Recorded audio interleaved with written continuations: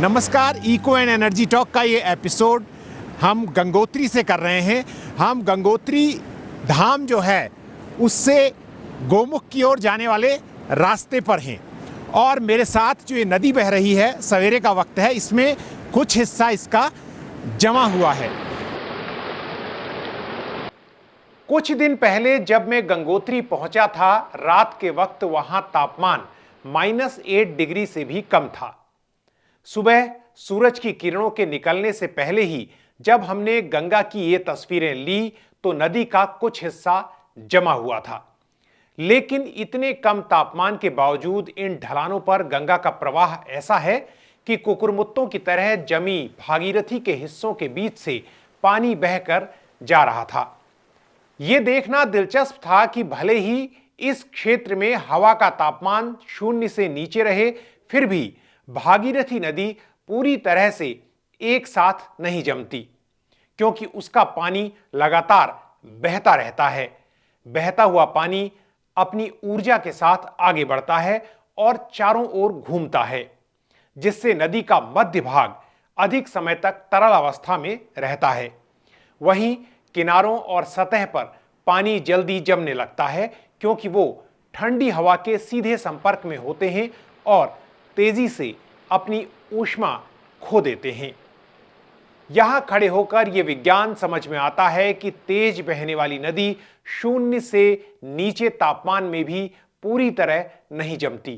तो जैसे चादर ट्रैक जो लद्दाख में है, बहुत ही फेमस ट्रैक है, विंटर में काफी लोग यूज करते हैं। तो उसका जो टॉप लेयर है, क्योंकि लद्दाख में टेम्परेचर हमेशा माइनस में रहता है विंटर्स में मोस्टली, और उसके बाद जो उसका टॉप लेयर है वो आपका कुछ मीटर्स फ्रीज रहती है। लेकिन उसके इसका मतलब वो नहीं है कि उसके नीचे वाटर फ्लो नहीं करता है। ऑफ कोर्स उसके नीचे भी वाटर फ्लो करता है, और ये डिपेंड करता है वो कितनी बड़ी स्ट्रीम है या कितनी बड़ी रिवर है।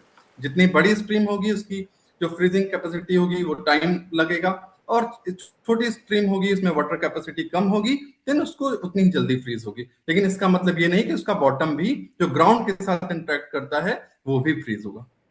असल में यही सिद्धांत झीलों और हिमनदों यानी ग्लेशियरों पर भी लागू होता है।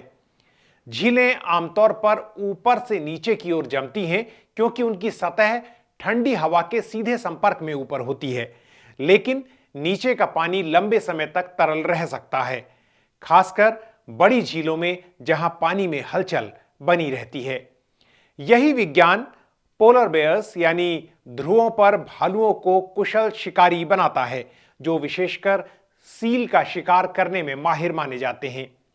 वो जमी हुई समुद्री बर्फ पर भी शिकार कर सकते हैं, जहां ऊपर से सब कुछ सफेद और ठोस दिखता है, लेकिन वो अपनी असाधारण सूंघने की क्षमता का इस्तेमाल करके वहां तक पहुंचते हैं जहां सील सांस लेने के लिए बर्फ में बने छोटे छोटे छिद्रों, ब्रीदिंग होल्स या बर्फ के नीचे बने उनके बिलों के पास मौजूद होती है। यानी यहां भी हवा के संपर्क में आने वाली पानी की सतह पर वो जमा होता है, लेकिन झील के नीचे बड़े स्तर में तरल जल मौजूद रहता है।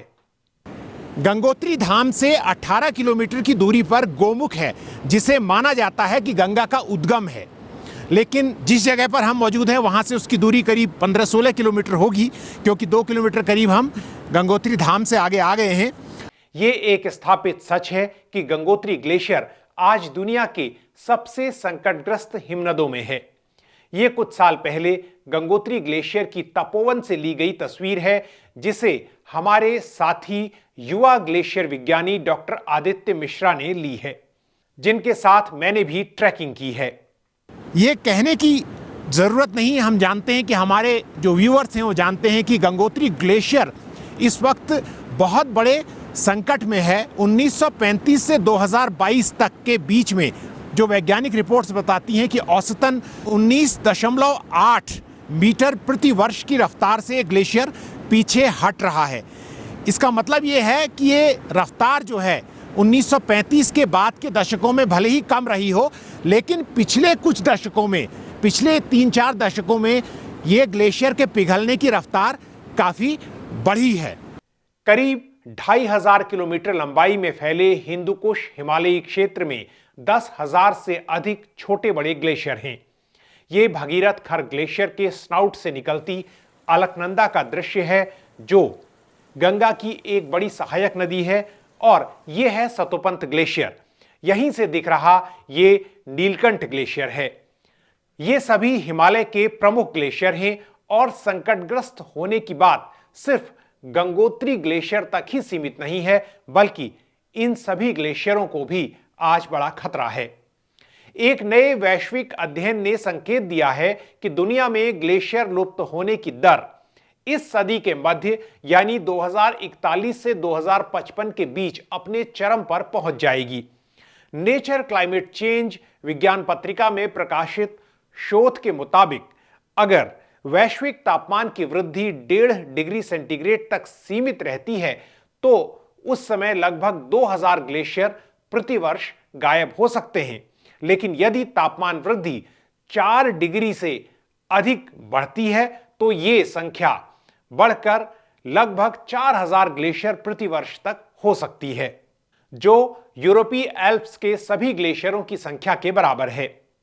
अक्सर सामान्य चर्चा में ग्लेशियर के स्नाउट या अग्रभाग को बहुत महत्व दिया जाता है, लेकिन जानकार कहते हैं कि किसी ग्लेशियर का पीछे खिसकना या आगे बढ़ना ही उसकी सेहत का सही या अंतिम पैमाना नहीं है। उसके द्रव्यमान यानी मास बैलेंस का भी बड़ा महत्व है, लेकिन दुर्भाग्य से इसे लेकर हिमालयी ग्लेशियरों का पर्याप्त अध्ययन नहीं हुआ है।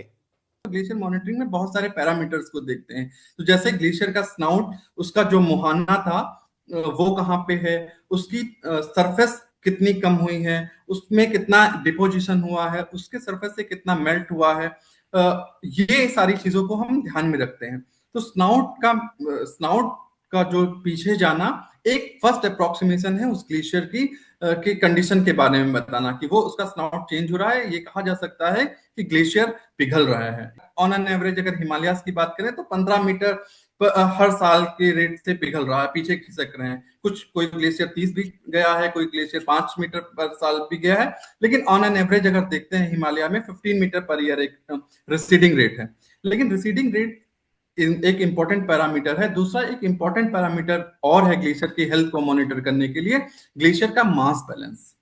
ग्लेशियर का मास बैलेंस ये बताता है कि ग्लेशियर में उस पर्टिकुलर, तो मास बैलेंस के लिए हम एनुअली देखते हैं कि उस पर्टिकुलर ग्लेशियर में कितना हमारा विंटर स्नो डिपॉजिट हो रहा है और कितना हमारा जो समर है उसमें कितना मेल्ट हो रहा है। इन दोनों के बीच के जो बैलेंस है उसको मास बैलेंस, अगर ये एक्यूमुलेशन ज्यादा है और मेल्ट कम है, देन वो ग्लेशियर मास गेन करेगा, देन उसका मास बैलेंस पॉजिटिव होगा, मींस उसकी हेल्थ, ग्लेशियर की हेल्थ अच्छी रहेगी। जबकि अगर इसका उल्टा देखें, अगर मेल्ट ज्यादा होगा और डिपोजिशन कम होगा, मतलब एक्यूमुलेशन कम होगा, तो वो ग्लेशियर के मास लॉस ज्यादा करेगा और उसकी हेल्थ अच्छी नहीं होगी, मींस मास बजट, उसका मास बैलेंस जो है उसका निगेटिव होगा।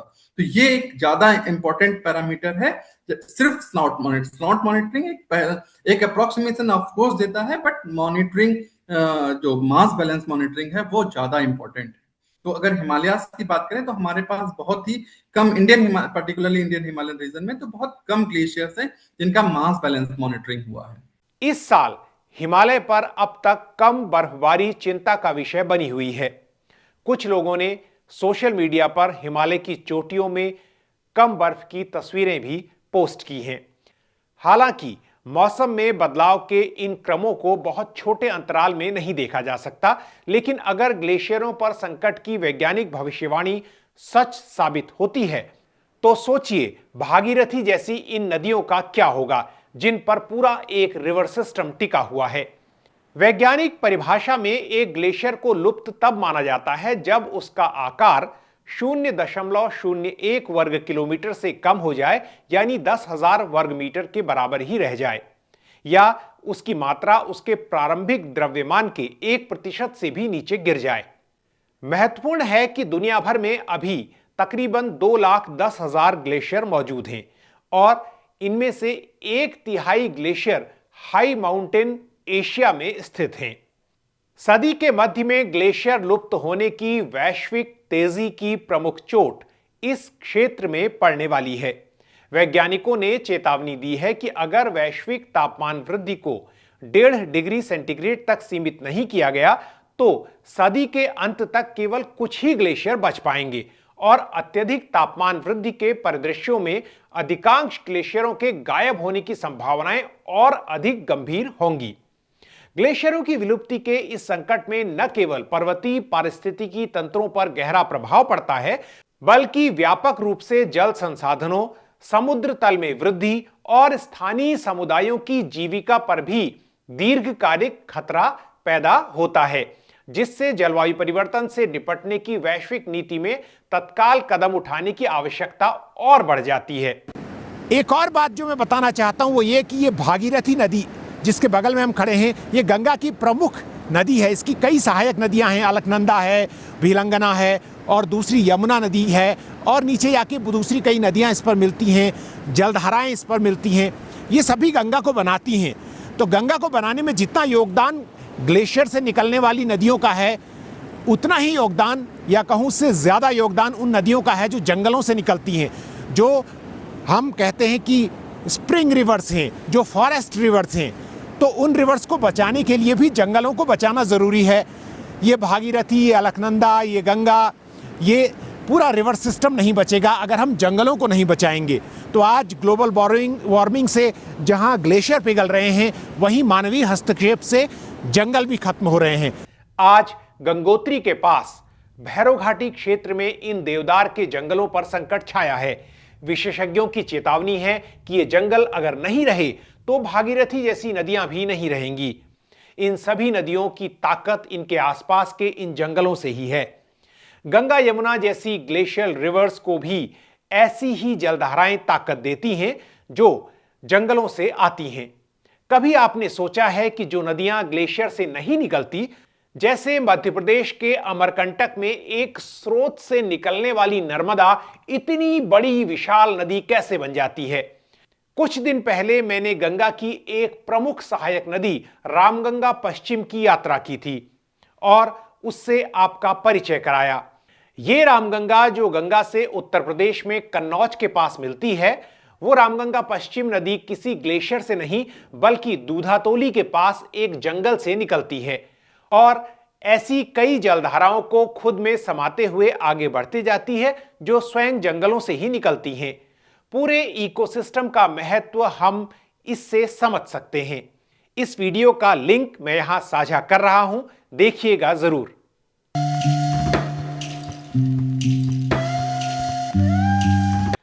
और अब वक्त है पिछले संडे टॉक के कमेंट्स को शामिल करने का। हमारा पिछला एपिसोड हिमालय की महान चोटियों नंदा देवी और त्रिशूल पर था और इस पर लोगों ने कई कमेंट्स किए हैं। हमारे सबसे पुराने सहयोगियों और सदस्यों में एक सोम शुभ्रो चौधरी ने हमेशा की तरह सुपर थैंक्स के जरिए सहयोग किया है और हमें नए साल की शुभकामनाएं दी हैं। आपको भी नववर्ष मुबारक हो सोम। आपका सहयोग वास्तव में बहुत हौसला बढ़ाने वाला रहा है। एक और बहुत पुराने सदस्य और मेरे मित्र मोहम्मद सलमान ने भी सुपर थैंक्स के जरिए सहयोग किया है और अब वो मेंबरशिप को अपग्रेड कर इको वॉरियर बन गए हैं। सलमान, आप पहले व्यक्ति हैं जो इको वॉरियर बने हैं। आपका बहुत बहुत शुक्रिया। इसके अलावा विजेंद्र नेगी, सर्वेश कुमार, प्रशांत पुरोहित ने भी कमेंट किया है। प्रशांत जी हमारी हिंदी की तारीफ कर रहे हैं, आपका बहुत बहुत शुक्रिया। कनिष्क, संजू जोशी और जमीला का भी कमेंट है, आपका धन्यवाद। ज्योतिर्मय ने कहा है कि नंदाकोट पर रेडियो एक्टिव डिवाइस लगाने की जासूसी घटना को लेकर पूरा वीडियो किया जाए। आपके सुझाव पर अमल किया जाएगा ज्योतिर्मय। दीप्ति बंता, सुशांत भौमिक, मीना सिंह और दुर्गेश यादव का भी शुक्रिया कमेंट करने के लिए। सविता, दीपिका पांडे, मानस दोधी और दिवाकर के साथ डिजिटल राइडर और H फॉर हॉरर नाम से हैंडल है। क्या कमाल के हैंडल है। इन्होंने भी कमेंट किया है, इनका बहुत शुक्रिया। मैंने पिछले हफ्ते आपको सूचना दी थी कि हमने मेंबरशिप के नए प्लान शुरू किए हैं। यह देखकर बहुत खुशी हुई कि कुछ लोगों ने अपनी मेंबरशिप को अपग्रेड किया है। हमारे नए मेंबर भी बन रहे हैं। 1 जनवरी के एपिसोड में मैंने इनके नाम लिए थे। यहां एक बार फिर इन लोगों के नामों की लिस्ट दी जा रही है जो नए मेंबर हैं और जिन्होंने मेंबरशिप अपग्रेड की है। आप सभी का बहुत बहुत शुक्रिया। तमाम मुश्किलों के बावजूद आपका सहयोग ही मुझे इस चैनल को चलाए रखने के लिए प्रेरित करता है। सब्सक्राइबर बने, सदस्य यानी मेंबर बने और सहयोग के लिए सुपर थैंक्स के विकल्प का भी जरूर इस्तेमाल करें। हम बेहतर क्वालिटी के कंटेंट के लिए पूरी ईमानदारी से कोशिश करते रहेंगे। जल्द ही नए वीडियो में फिर आपसे मुलाकात होगी। तब तक के लिए नमस्कार, जय हिंद।